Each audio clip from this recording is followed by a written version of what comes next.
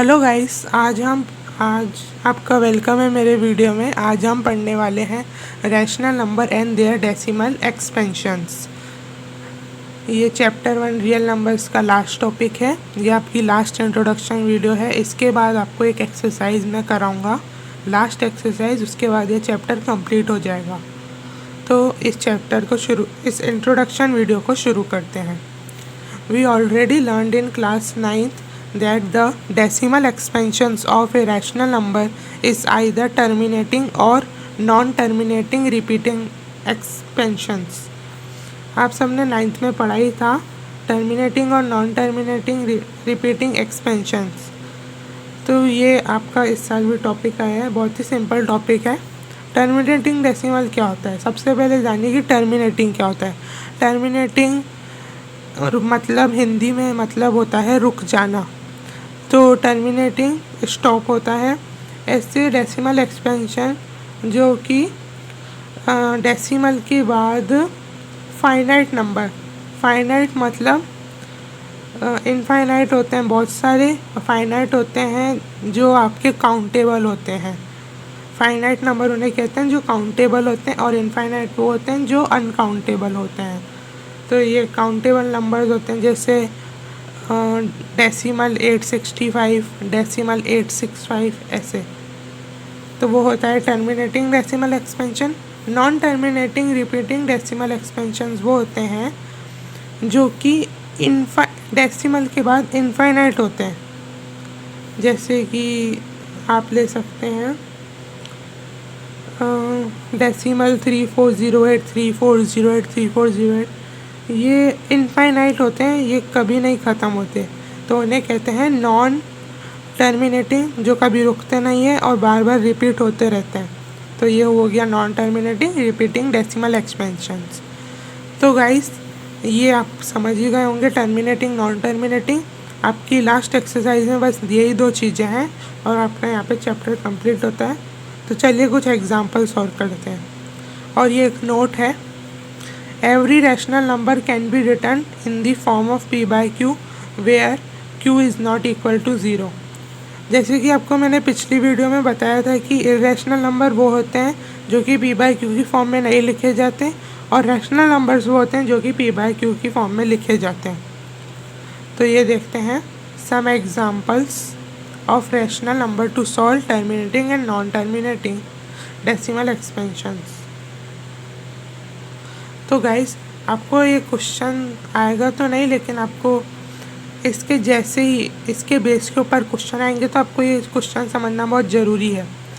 तो पहली बात, we see how to solve questions of decimal expansions.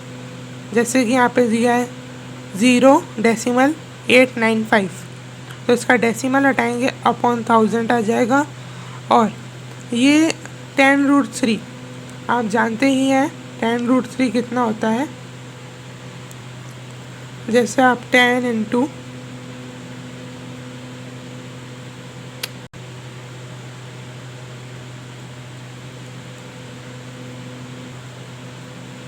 10 तो गाइज ये 1000 ही होंगे। इसलिए अपन ने आपको सिंपल सा ये देखना है कि 1000 में जितने ज़ीरो आएंगे आपको उतना ऊपर पावर लगा देनी है 10 के। तो गाइज आपका इसमें 3 ज़ीरोज़ आ रहे हैं तो आपने यहाँ 3 लगा दिया। इसमें आपके 5 ज़ीरोज़ आ रहे हैं, आपने यहाँ पे 5 लगा दिया। इसमें 6 ज़ीरोज़ आ रहे हैं, आपने यहाँ पे 6 लगा दिया। तो गाइज ऐसे ही आपको ये तीनों क्वेश्चन आपको समझ आ गए होंगे। तो चलते हैं नेक्स्ट एग्जाम्पल पे। वैसे इस एग्जाम्पल में देखें, इसका डेसिमल साइन हटाएंगे तो उतने जितने ये नंबर्स हैं उतने ज़ीरो नीचे आ जाएंगे। यहाँ पे डेसिमल साइन हटाएंगे, आपको 29 को भूल जाना होगा, और यहाँ पे जितने भी यहाँ पे नंबर्स लिखे हैं उतने ज़ीरोज़ आपको नीचे लगाने होंगे, 29 को छोड़ के डेसिमल के बाद वाले। डेसिमल के पहले कुछ भी आता आपको उसे इग्नोर करना है, और जो डेसिमल के बाद हैं उन्हें आप उतने ही ज़ीरोज़ आपको नीचे लगाने हैं। और ज़ीरोज़ की पावर मैंने आपको बता दिया है, जितने ज़ीरोज़ होंगे उतनी पावर लगेगी 10 के ऊपर। तो गाइस चलते हैं नेक्स्ट एग्जाम्पल पे। तो गाइज आपको डेसिमल वाला मैंने समझा दिया था, तो आपको आराम से समझ आ गया होगा। अब हम इससे एक स्टेप और आगे बढ़ते हैं। Now we learn how to solve decimal questions. Now we will learn how to solve the terminating and non terminating questions. तो गाइज आपको जैसे कि यहाँ तक तो मैंने आपको स्टेप समझा दिया था, अब इसके आगे का स्टेप समझते हैं। जैसे यहाँ पे लिखा है 375 upon 10 cube is equal to. अब आप 375 का फैक्टर निकालेंगे तो आपका ये आंसर आएगा। मैं आपको निकाल के दिखाऊं।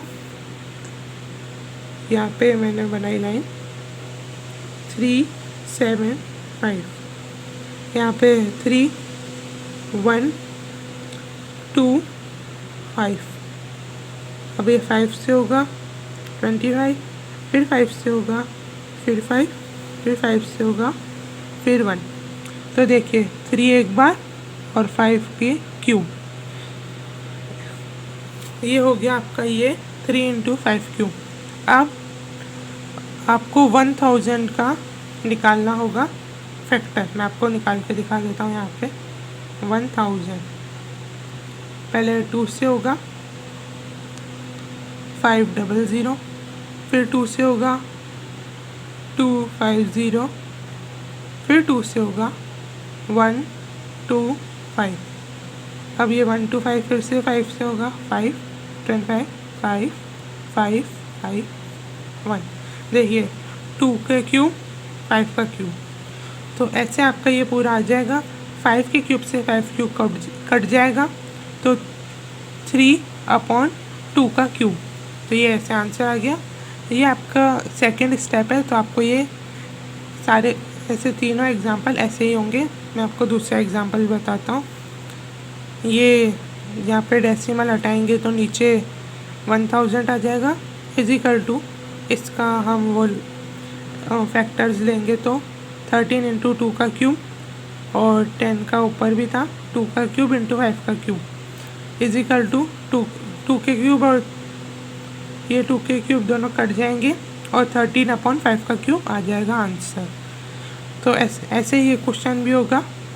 तो गाइज अपन अब थर्ड स्टेप पे चलते हैं। तो गाइज ये है आपका थर्ड स्टेप। ये थर्ड स्टेप नहीं है, मैं आपको यहाँ पे सिखाऊंगा कि एक क्वेश्चन को अपन कैसे फाइंड कर सकते हैं कि वो टर्मिनेटिंग है या नॉन टर्मिनेटिंग है। तो पहले अपन नोट देख लेते हैं। 2m × 5n where m and n are non negative integers, यानी कि जो m और n है यहाँ पे कोई भी नेगेटिव इंटीजर नहीं आएगा। इंटीजर 0 से चालू होते हैं, तो यहाँ पे कोई भी नेगेटिव इंटीजर नहीं आएगा, तो वो टर्मिनेटिंग माना जाएगा, मतलब टर्मिनेटिंग डेसिमल एक्सपेंशन माना जाएगा। तो how to find decimal expansion without division. मैं आपको पहले विदाउट डिवीजन सिखाऊंगा, फिर मैं आपको डिवीजन के साथ कैसे करते हैं वो सिखाऊंगा। तो पहला एग्जांपल है 7/8। आपको सबसे पहले इसके नीचे का मतलब डिनोमिनेटर का आपको फैक्टर लेना है। You have to do factor of denominator. Denominator का फैक्टर क्या होता है, 8 का फैक्टर क्या होता है, 2 × 2 × 2, 2 2 = 4, 1 = 4, 4 2 = 8। तो ये इसके फैक्टर हैं 2 क्यूब। अगर आप तो 8 = 2 क्यूब। अब आपको क्या करना है, नाउ व्हेन ओनली 2 और ओनली 5 कम और both 2 and 5 come in factor so it is terminating. जैसे कि मैंने यहाँ लिख रखा है, आपका सिर्फ 2 या 5 ही आना चाहिए, या 2 और 5 दोनों आने चाहिए। अगर उसके अलावा 3 आ गया, 6 आ गया, 4 आ गया, 1 आ गया, तो वो टर्मिनेटिंग नहीं माना जाएगा। जैसे कि इसमें मैं लास्ट लाइन में लिख रखा है एज 7/, मैंने यहाँ 8 की जगह 2 क्यूब × 5 0, मतलब 5 का एक भी हमारे पास डिजिट नहीं है तो 0, 2 के डिजिट हमारे पास 3 हैं तो 2 cube is in the form of 2m × 5n। आपको 2m × 5n की फॉर्म में ही डिनोमिनेटर लिखना होगा, अगर आप इससे 80 लिख देंगे तो आपके मार्क्स कट सकते हैं, तो आपको 2m इंटू 5n की फॉर्म में ही डेनोमिनेटर लिखना होगा। सो it is terminating expansion. So it is terminating expansion. तो ये तो फर्स्ट एग्जाम्पल है। इस क्वेश्चन का मैं आपको सेकंड एग्जाम्पल बताता हूँ। तो गाइस छोटू फिर से आ चुका है, ये हमें फिर से एक नोट देने आ चुका है। 2m into 5n where not come in denominator so it is non terminating. छोटू कह रहा है कि 2m इंटू 5n अगर ये किसी फ्रैक्शन के डिनोमिनेटर में नहीं है तो वो non terminating repeating decimal expansion होगा। तो एग्जाम्पल देखते हैं। एग्जाम्पल 29/343 फैक्टर ऑफ डेनोमिनेटर लेना है अपने को। 343 का फैक्टर होता है 3 इंटू 3 इंटू 3 इंटू 3 इंटू 3, मतलब 3 5 बार आ रहे हैं, but it comes 3, so it is not terminating. तो गाइज यहाँ पे मैंने आपको पिछले एग्जांपल में बताया था कि यहाँ पे 2 या 5 ही आना चाहिए, ना 3 आना चाहिए, ना 4, ना 6, ना 7, ना 8, कुछ भी नहीं, ओनली 2 एंड ओनली 5 और बोथ। तो therefore 29/3 is not in the form of 2m into 5n, so it is non-terminating repeating decimal expansion। आप यहाँ पे नॉन टर्मिनेटिंग एक्सपेंशन भी लिख सकते हैं, रिपीटिंग लिखने की ज़रूरत नहीं है। नॉन टर्मिनेटिंग का मतलब होता है जो कि बार बार रिपीट होता रहता है, कभी रुकता नहीं है, तो नॉन टर्मिनेटिंग भी लिख सकते हैं।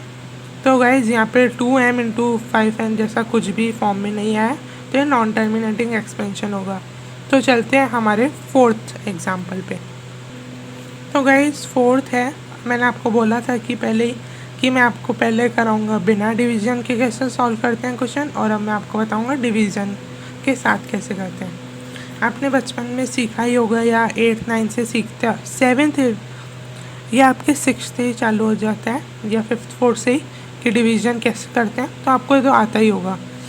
तो मैंने यहाँ पे आपको पता होगा कि जो डेनोमिनेटर होता है वो डिवाइज़र होता है, जो न्यूमरेटर होता है वो डिविडेंड होता है। तो मैंने 7 को अंदर ले लिया, 8 को बाहर रखा है। तो 7 छोटा है 8 से, तो मैंने यहाँ पे डेसिमल लगा के 0 लगा दिया। तो मैंने इसको ऐसे सॉल्व किया है, तो इसका आंसर आया डेसिमल 875। लेकिन ये कांस्टेंट है, ये काउंटेबल नंबर्स है, ये फाइनाइट है। तो मैंने आपको बताया था कि जो टर्मिनेटिंग डेसिमल एक्सपेंशन होते हैं वो फाइनाइट नंबर्स होते हैं, और जो नॉन टर्मिनेटिंग डेसिमल एक्सपेंशन होते हैं वो इनफाइनाइट नंबर्स होते हैं। तो गाइज आप देख सकते हो कि ये तो काउंटेबल भी है, फाइनाइट नंबर भी है, तो सो it is terminating decimal expansion. तो अब देखते हैं सेकंड। तो गाइज ये है हमारा सेकंड क्वेश्चन, सेकंड एग्जांपल भी बोल दो। 29/343, तो इसका मैंने यहाँ पे ये पूरा निकाला है डिवीज़न।